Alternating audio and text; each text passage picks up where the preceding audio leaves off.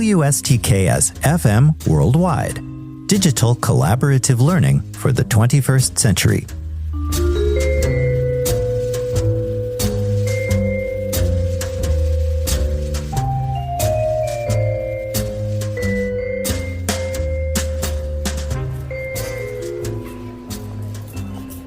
Hello again, everyone, and welcome back to the Collaborative Cafe, a podcast about the integration of generative artificial intelligence into undergraduate education. My name is Stokes Schwartz, and I'm a professor in the Center for Integrative Studies in the Arts and Humanities at Michigan State University. The ideas shared here reflect my ongoing research and developing thoughts around GenAI's role in the post-secondary classroom. Today, we'll consider a few practical suggestions for moving forward in a more appreciable way with GenAI. Let's get started. In the article, "The Future of Teaching is Now a Lot Closer, but Our Humanness Still Wins Out," which appeared in the June 4th, 2024 online edition of The Teaching Professor, author Regan A.R. Gurung noted that revising our methods and approaches is necessary before human and artificial intelligence can collaborate seamlessly. With that point in mind, today we'll examine what various online sources advise as next steps for incorporating generative artificial intelligence into our college and university classrooms. To begin with, the Center for Teaching Innovation at Cornell University suggests first clarifying to yourself how you wish to proceed with GenAI before adding relevant language to syllabi or assignment prompts. Since instructors may have different expectations and approaches to student use of the technology, it's vital to be crystal clear with yourself now in order to avoid later confusion among students. Articulate clear aims for yourself before moving ahead to avoid later conversations with students along the lines of, "Well, I didn't know I wasn't supposed to do X, Y, or Z." We've all been there. By the same token, consider how you want students to use generative artificial intelligence themselves and what preparatory work is needed to familiarize them with transparent and ethical use of the technology. While some students, it is true, may have experience with ChatGPT, Claude, or GenAI, for instance, the technology is still new enough that guidance is likely needed to encourage effective, appropriate use. An ongoing conversation about GenAI's possibilities and pitfalls is necessary to coach our students through using it in the way that we want them to. Finally, be sure to explore and experiment with the technology yourself beforehand to become more cognizant of and comfortable with its capabilities and limitations. Play around with a chatbot like Google Gemini, ask it to revise assignments, or even compare output across different AIs. Remain conscious of potential hallucinations throughout, either slightly off, very wrong, or completely fabricated information, and keep academic integrity in mind. That practice will better position you to guide students through effective GenAI use.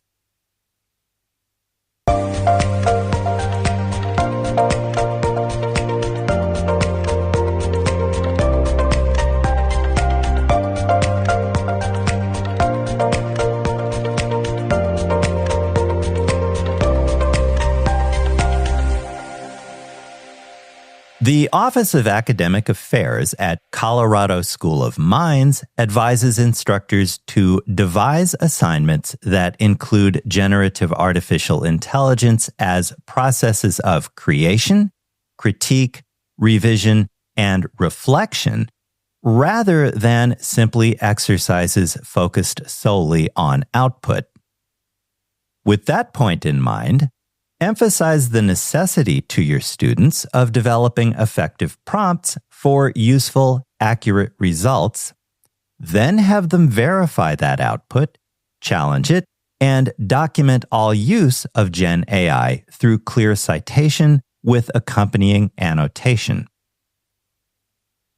For effective GenAI use in teaching and learning, instructors must also establish open communication at the outset, a point brought up in previous episodes, to build trust and pave the way toward ethical practices and academic integrity in turn. Likewise, instructors should align ethical technology use with learning goals to make use of GenAI as a last-minute stopgap or source of questionable information less likely by students. Provide opportunities instead for students to think critically about their use of the technology and double-check its output to ensure accuracy. Due to our unique differences, experiences, and perspectives, we must also stress that the human element should remain the most important feature of all interaction between students and artificial intelligences. While tools like ChatGPT can be very helpful, it is our very humanity which should come through most readily in student work. In addition, teach a workflow to your students that highlights routine critical thought and reflection on prompts to GenAI as well as its output. Echoing previous advice, encourage routine fact-checking, critique, and revision of that output to facilitate deeper thought and learning, not only specific to course content, but also to the transparent use of technology.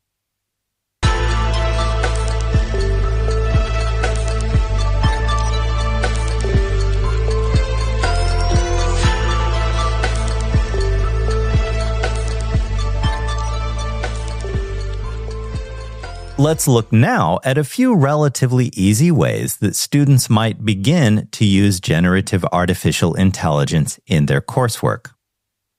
Harvard Business Publishing's education webpage suggests that instructors begin by asking students to have an artificial intelligence of their choosing generate an essay on a course-related topic.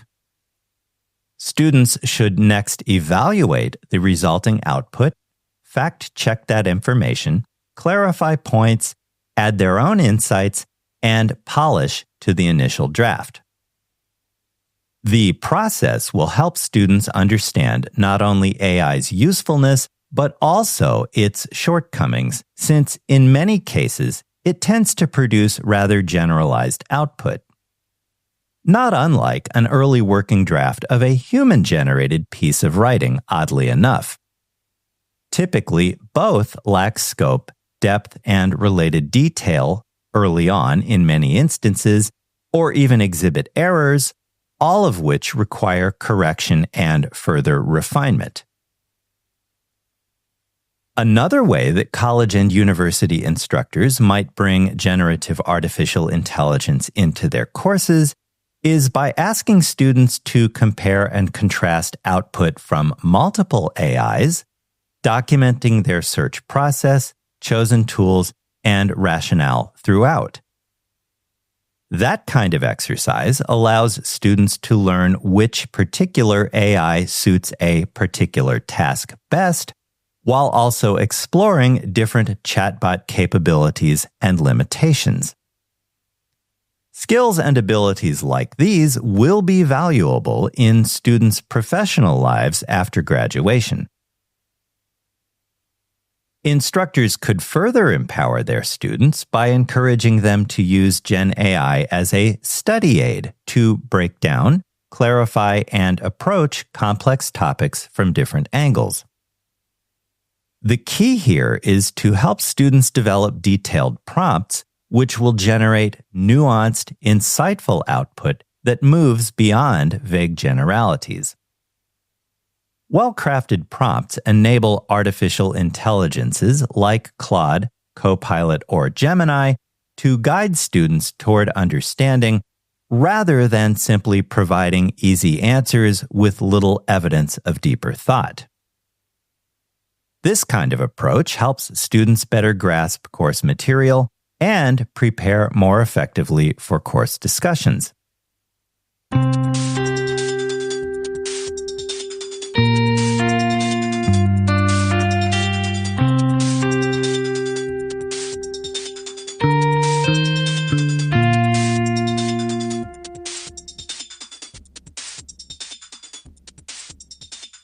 The Teaching Commons webpage at Stanford University suggests making the process of assignment or project creation more important than the end product when integrating generative artificial intelligence into the work we ask students to complete. Students should also be encouraged to integrate personal experiences and observations into their work. On a related point, routine metacognition should be part of the learning process in which students reflect on their use of GenAI, what they learned from it, and the challenges brought about by use of the technology. Such reflection helps students determine whether artificial intelligence has benefited or hindered their learning, and consider what they might do differently next time. Likewise, be sure to emphasize that students use generative artificial intelligence to cultivate higher-order thinking skills and problem-solving to create original work, rather than simply as a convenient way to compile and regurgitate facts. That approach will help student learning to become more meaningful and more broadly applicable to real-world contexts following graduation. In any case, it is essential for instructors to maintain a positive view of student intentions. Plagiarism or academic dishonesty more often result from oversight or misunderstanding rather than any ill intent. A best practice is to front-load assignments involving GenAI with preemptory discussions on course expectations, acceptable use of the technology, and source documentation to avoid potential problems later.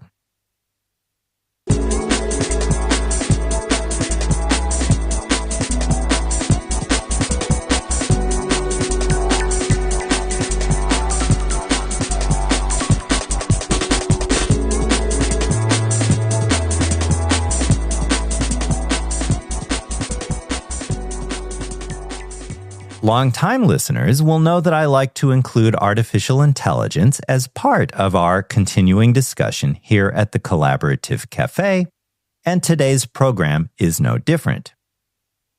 During the development of today's episode, I prompted our old friend Microsoft Copilot with the following. What might be some logical next steps in the move toward college and university students utilizing GenAI technology as a tool to develop their coursework? What follows is a greatly modified and condensed version of its much longer response. I quote, "To integrate generative artificial intelligence into teaching practices, consider the following strategies. Encourage transparency and communication by clearly informing students about your use of the technology in teaching materials and assessments. Include that information in the course outline and discuss it during class to build rapport and trust with your students. Design and scaffold assignments carefully, allowing students time and space to complete each step. Focus on shorter tasks to encourage GenAI adoption, but emphasize critical skills where artificial intelligence struggles.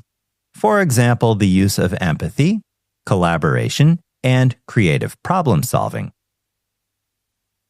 Furthermore, provide clear teamwork guidelines to encourage students to collaborate on any projects in which generative artificial intelligence might play a role. During course meetings, facilitate GenAI-based work and promote continuous collaboration outside of class. At the same time, familiarize yourself and your students with ethical aspects related to the technology by engaging with each other in ongoing conversations about bias, fairness, and GenAI's impact on society to pave the way for more critical student thought about both course content and use of the technology to develop and expand their knowledge around the material." End quote.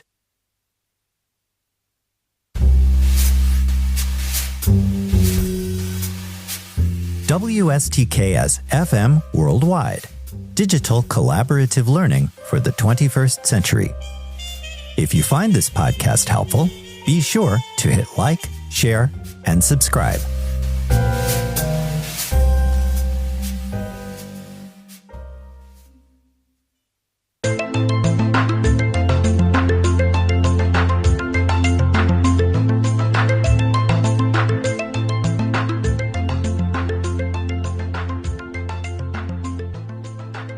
Before we conclude today's episode, let's quickly revisit the main points to keep in mind as we take those next collective steps toward mindful inclusion of GenAI in our post-secondary courses and classrooms.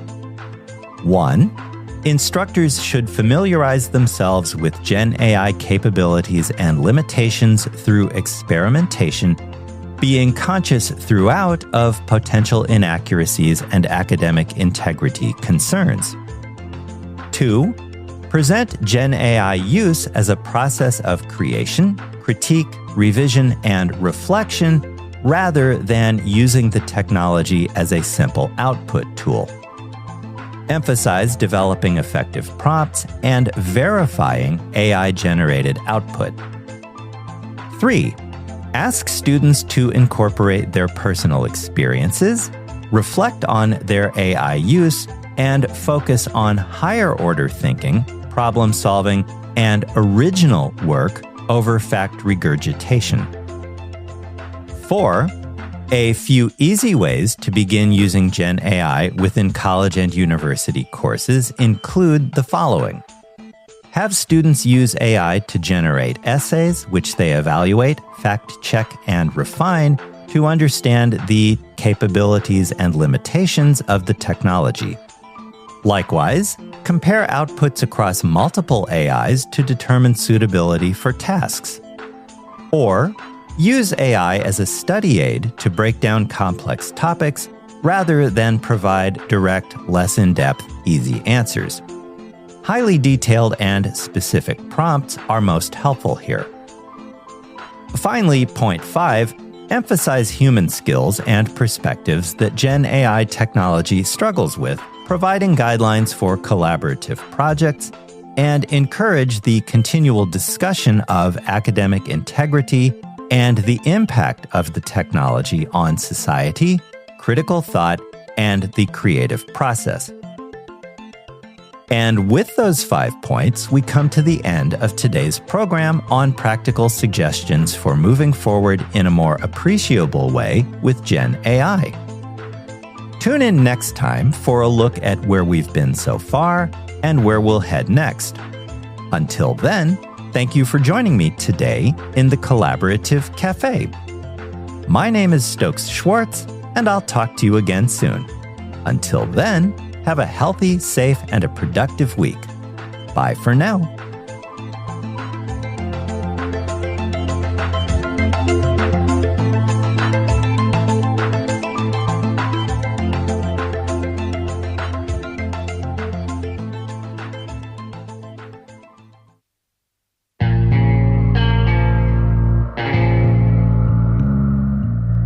You've just heard a podcast from WSTKS-FM Worldwide.